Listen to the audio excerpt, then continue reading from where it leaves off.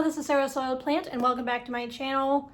Of course, the inevitable happened. The last video I posted, I said that I am not going to be buying any plants for a while, and whenever that happens, I immediately buy another plant. It's like some sort of subconscious trigger just goes, you haven't bought a plant? You don't want a plant? I know, we'll give you the perfect plant, the one that you have to buy, you can't pass it up, and that is what happened this time. I got sucked into the Facebook trap. I'm in a bunch of plant groups in my area, and if I happen to see something, sometimes, the right situation, the right time, the right place, you're just susceptible to it.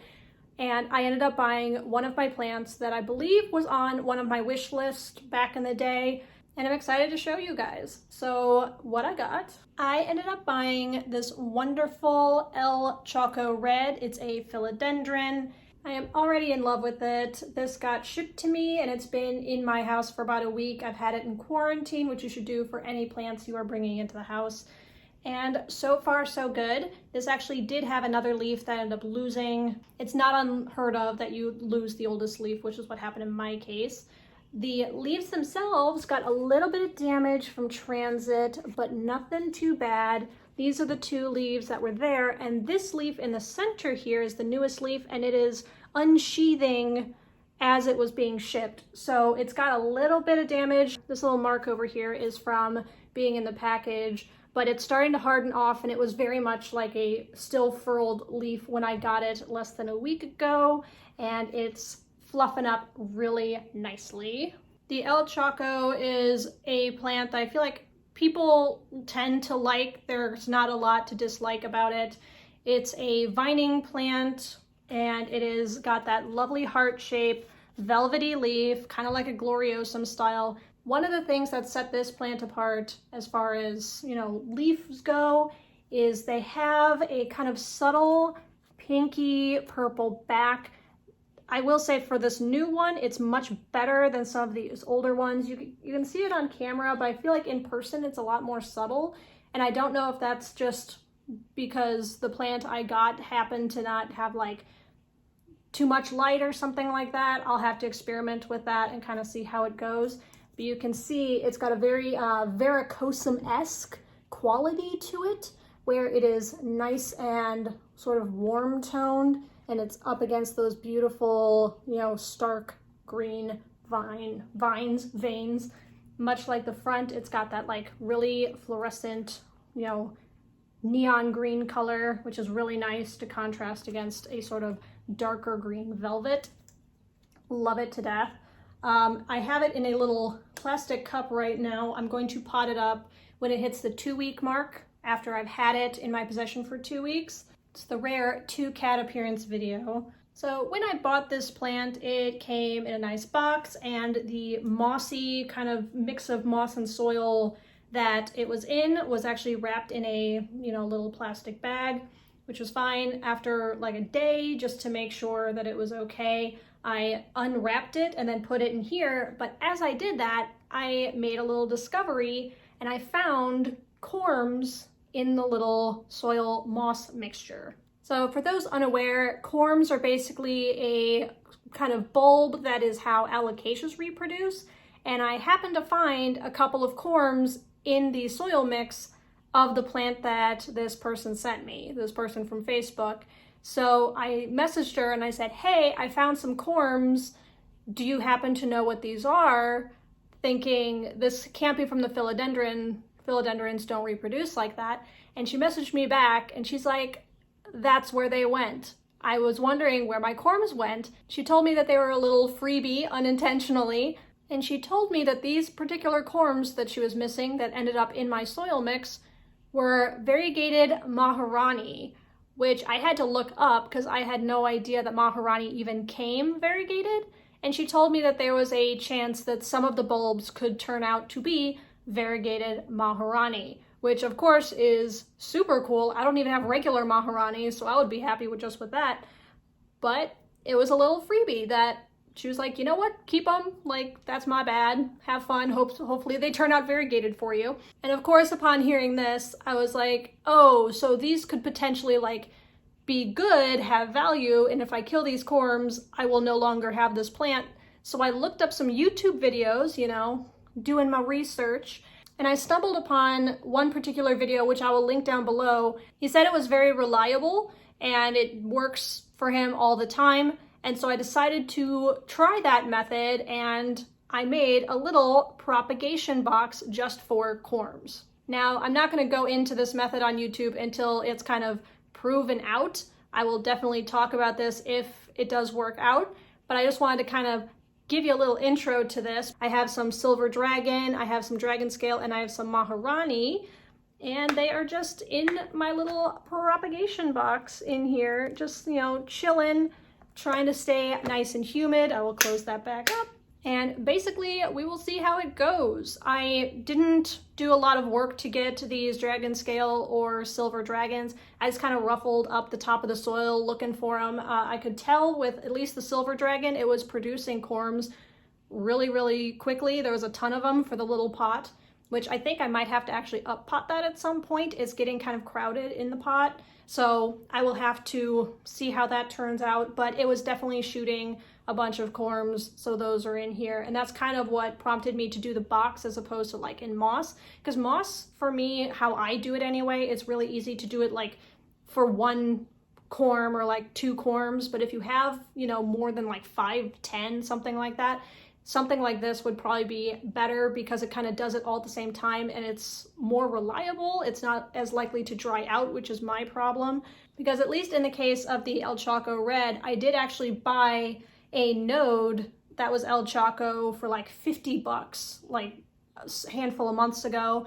And during this sort of high stress spell I've been having where I can't keep on top of my plants, they totally suffered, and I ended up drying it out and killing that, you know, $50 node that I bought. You know, that's the risk you take when you have plants like that and you try to grow things from nodes or corms or anything like that. They're not quite as reliable, and the failure rate is much higher if you try to propagate from a node or a corm or something like that. Generally speaking, if you have a leaf, it's going to grow a lot better because, you know, it has something to process all the sunlight. That was one thing that spurred me to get the El Chaco, was because I knew that the node that I purchased was no longer viable because I forgot to water it. Anyway, since all of this, and, you know, I feel like my last few videos have been a little more, not negative, but like decluttering plants, showing how the calatheas aren't doing very well, I wanted to show a handful of little success stories, because honestly, I'm pretty proud of like what's going on with some of my plants, and I just have to show you, and there's no real way to fit this into any other video, so this is kind of an amalgamation of several ideas in one video. But I have to show you how my Queen Anthurium is doing. My baby, my everything. Look at her! This is the newest leaf, of course, in front here. Just look at the perfection. Not a single friggin' mark on it. Those perfect veins. It's nice and thin and slender. It's just, I love it. My other most recent leaf that I was going on and on and on about that I was so proud of is this one, and just look at the difference. Oh my goodness. I will say my oldest leaf, which is the one it actually shipped to me with, is on the way out. Honestly, the fact that I have 4 leaves on this, and this one's kind of on the way out too. It's kind of getting that like red, like that brownie edge to it. But like, I am so happy with this. I do give a lot of credit to the Lacusa pon and pot. I've heard that they work really well with anthuriums, and this is a testament to that for sure. I absolutely am digging it. I love it. It's doing fantastic. It needs to be watered, but I will do that right after this video. I'm going to do my whole watering schedule after this video, so no worries. Here is another success story. I've been talking about my Albo monsteras and trying to pull more variegation out, and I've had a little bit of doubt whether or not I'd be able to get more variegation out, and it definitely depends on the plant. Luckily for me, I have like 6 of these plants at this point, well, maybe 5 now, 5, I think, that I still have in my possession, so the odds that one of them will turn out okay is higher just because I have so many. And I'll give you a little refresher here. I've got a leaf that's trying to die on me, but this is what it started with. Pretty much nothing. Over here, also pretty much nothing. A little bit of variegation on the back. I'm gonna go up. This one had nothing on it at all and it's about to die, so ignore that. Then I got this one, nothing on it. But let me show you the last two on this freaking plant. This one has a nice, you know, quarter that is actually showing on the front and has, you know, of course, the coloring on the back. This one, look at that. This is getting so much better. It's got a nice half moon, but not like half moon, but you know, like there's color on half of the leaf, not just a quarter like this one. And it looks gorgeous. And it's got the nice slits in it. I am over the moon with how beautiful this is. This has just a lot of stuff going on, and I feel like it is primed to get propagated again. This one, I might cut off the top 2 leaves just to make it as successful as possible and hopefully continue that variegation. I'm not hopeful because of what the stem looks like. It's very much green. There's not a lot of striping on it, but we'll see. I will give it a shot. But I'm probably going to propagate this one pretty soon because it's doing fairly well considering, and producing a lot of leaves. Since basically November it had 1 leaf and now it's got a whole bunch. So very happy about the progress on that. I am continuing to get new growth on my varicosum, which is also going a little nuts right now and probably needs a pole, a pot, probably both. But this newest leaf, look at how pretty she is. The backsides honestly are putting the El Chaco to shame. The varicosums are just gorgeous. There's no escaping it. And then you got these ones, and this little baby right here is freaking perfect. I love her. So the varicosum, still doing really well. Still don't know how I'm doing it. I chalk this up to not having bugs and high humidity. That's pretty much all I've been able to do, is my beneficial insects in my humidity cabinet and keeping it in the humidity cabinet, so keeping it nice and humid.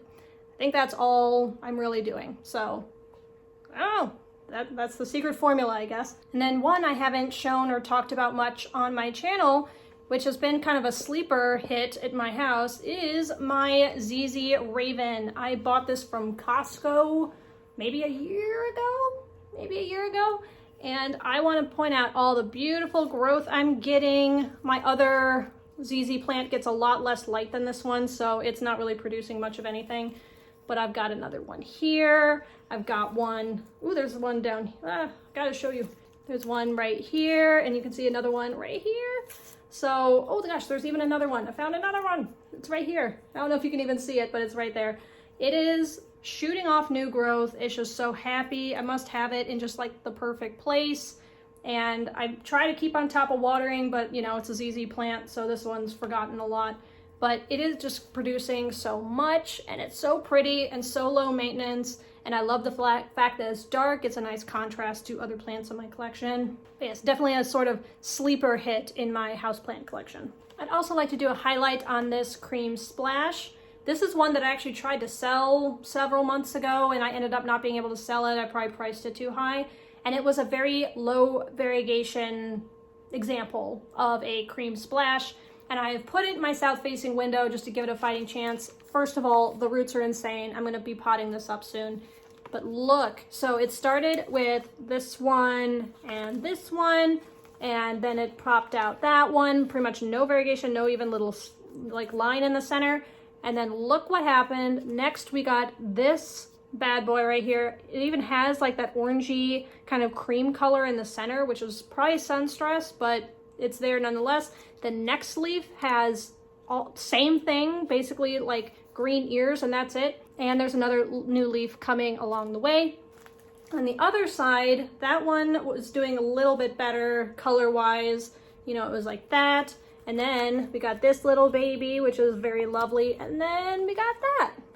So just goes to show with some of these plants with variegation, give it as much light as you possibly can. Water it when you can, and they will bounce back. But the fact that I was going to sell this is just like, I feel like an idiot now, and I'm so glad no one picked it up because it is perfect and I'm loving it, and I need to put it in a pot. Usually when I sell things, I put them in pots like this because they are cheap and whatever for selling, so I'm not losing my pots. But I have to put it in a real pot soon because I'm not giving this one up anymore. It is mine. That does it for this video. I hope you liked it. I hope you liked some of these updates, and I hope this video wasn't too chaotic for you. But thank you very much for watching. If you liked it, don't forget to give it a thumbs up, write a comment down below. If you'd like to see more of me, I post videos on Thursdays, and I'm so happy you're here. Thank you for watching, and I will catch you next time. Bye!